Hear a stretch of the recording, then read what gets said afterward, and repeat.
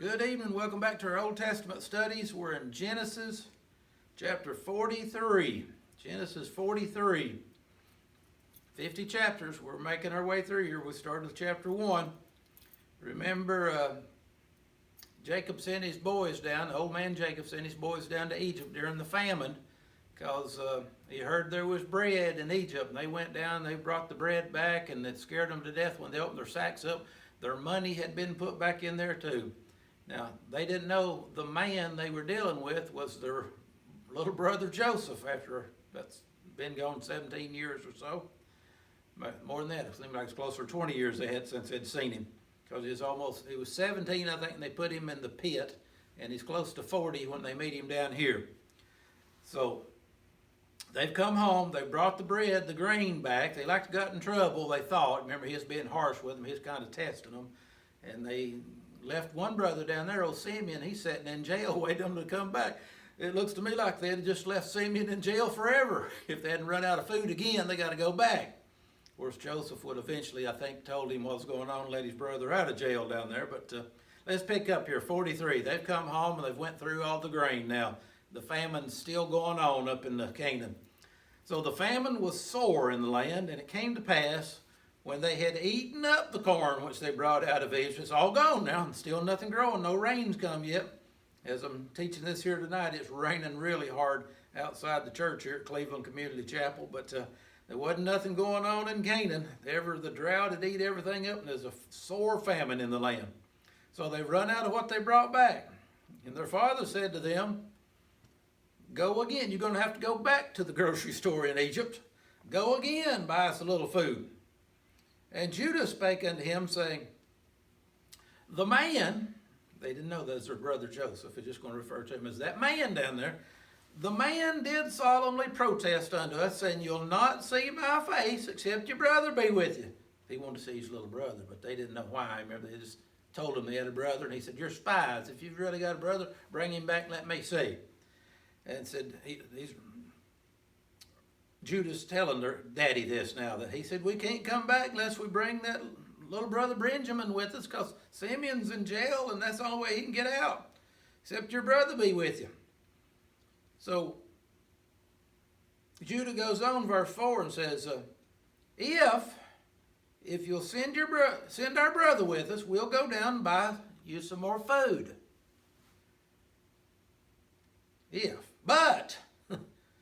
But if you not send him, we'll not go down, because there ain't no use. It'd be a useless, fruitless trip. For the man said unto us, You'll not see my face, except your brother be with you. And Israel said, in other words, remember the new name for Jacob, Israel said, Wherefore dealt ye so ill with me to tell the man whether you had a brother? Why didn't you just keep your big mouth shut? Why'd you even tell him you had a brother? And they said, Well, the man asked us straightly of our state, of our kindred, saying, he asked, Is your father yet alive? Have you another brother? See, Joseph knew all this, but they didn't know it. He's asking them about these things. And we told him according to the tenor of these words. Could we certainly know that he would say, Bring your brother down? And Judah said to Israel his father, Send the boy with me, send the lad with me, and we'll arise and go, that we may live and not die, both we and thou and also our little ones. Remember, old Israel, he didn't want to send his beloved son Benjamin down there. He said, You won't bring him back. I had my Joseph, and you know what happened to him, and now you're going to take Benjamin, the last child from my beloved Rachel. I ain't going to trust him with you bunch of yahoos to go down there. No telling what happened to him. And Judah's really using logic and wisdom. I said, you better send him with us, because if he don't go with us, said, we're just going to sit here and die. Me and you and all of us and the grandkids and everybody else. We ain't got no choice. Send him with us.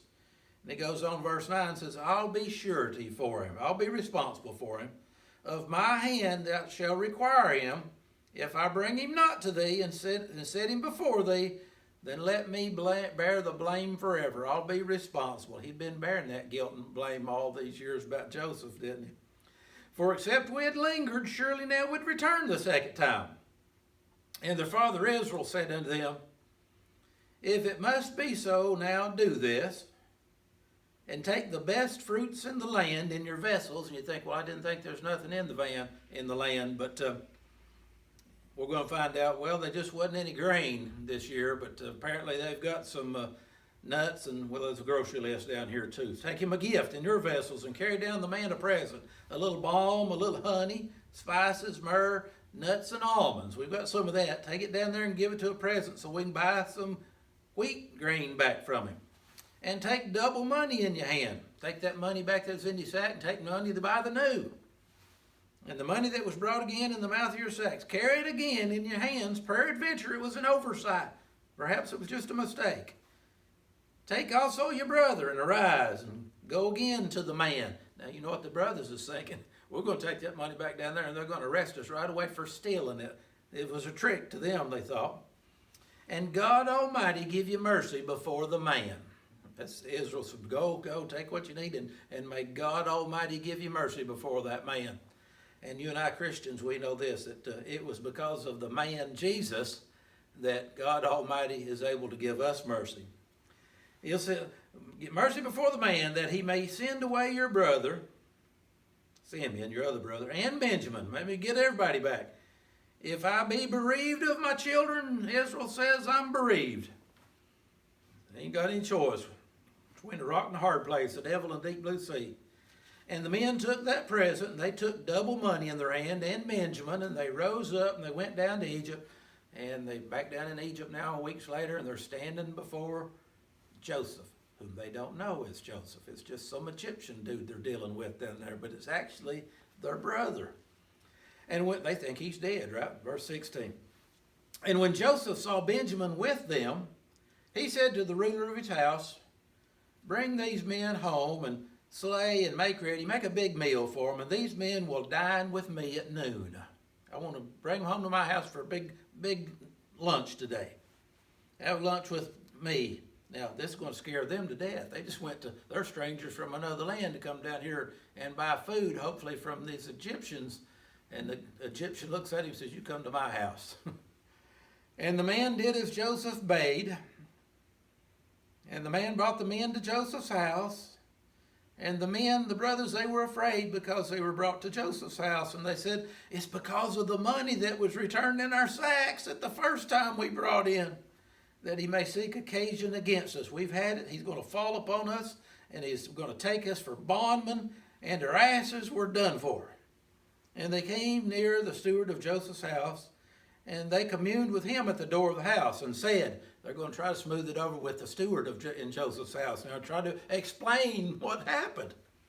And he says, oh, sir, we came indeed down the first time to buy food. And it came to pass when we came to the inn, the first night out was going to stay at the inn, that we opened our sacks, and behold, every man's money was in the mouth of his sack. Our money in full weight, every penny of it. We brought it again in our hand. We brought it back, see? And other money we've brought down in our hands to buy food. We can't tell who put that money in our sacks. Verse 23, the steward said, peace be unto you. Fear not. Your God, you Hebrews see, your God and the God of your father has given you treasure in your sacks. The steward said, you just consider that a gift of God. I think Joseph had talked to him too, don't you? I had your money. And he brought Simeon unto them, and the man brought the men to Joseph's house and gave them water, and they washed their feet, and he gave their asses provender, took care of them, and they made ready, they treated them like the true guests that they were, and they made ready the present against Joseph, came at noon, for they heard that they should eat bread there. And when Joseph came home, they brought him the present which was in their hand into the house, them nuts and almonds, etc. And they bowed themselves to him to the earth. Remember Joseph's dream when he was a boy that got him in trouble. Here they are all bowing down to him again. And he asked them of their welfare, how you doing? And he asked them, says, is your father well? Because he really wanted to know, because that was his father too. But they didn't know this yet. And the old man of whom he spake, is he well? Is he yet alive? And they answered, thy servant our father's in good health. He's yet alive. And they bowed down their heads and made obeisance. They're all bowing down to him again, see. And he lifted up his eyes, and Joseph, he saw his little brother Benjamin, the only full brother. See, that's from 4 different women, but he only had the one full brothers, Joseph and Benjamin, out of Rachel, his mother's son. So he was inquiring about their father because it was his father, but Benjamin was his mother's son too. And he said, "Is this your younger brother?" Joseph said, "Is this your younger brother whom you spake to me?" And he said, "God be gracious unto thee, my son." And Joseph made haste, for his bowels did yearn upon his brother. He's all tore up inside. He's about to cry, and he didn't want to let on in front of him, see. He was very emotional. He hadn't seen his little brother whom he loved in all these years. So he sought where to weep.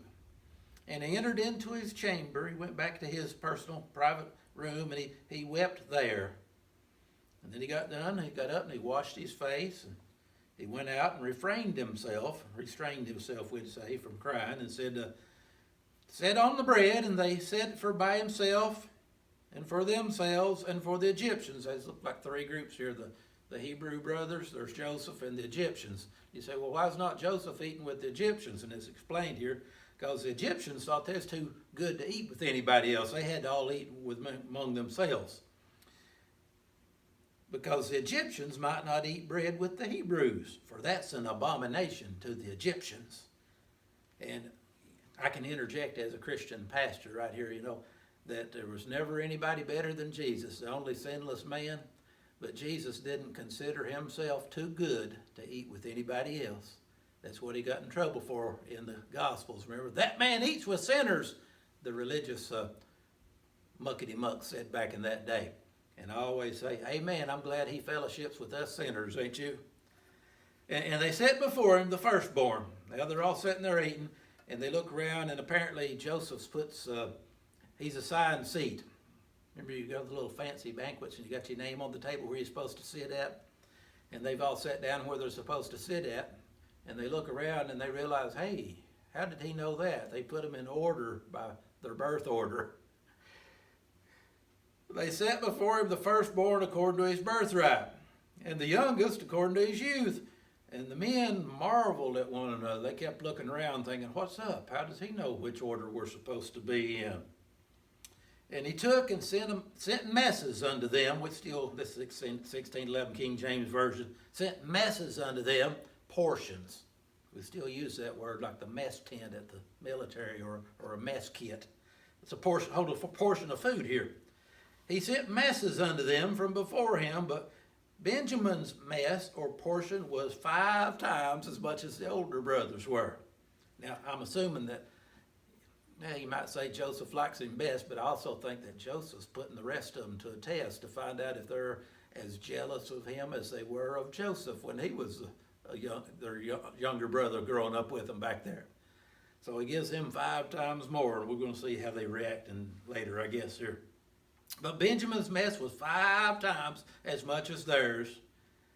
And the party goes on. That's where we're going to end. They drank and were merry with him. We'll pick up right there next week, chapter 44. God bless you.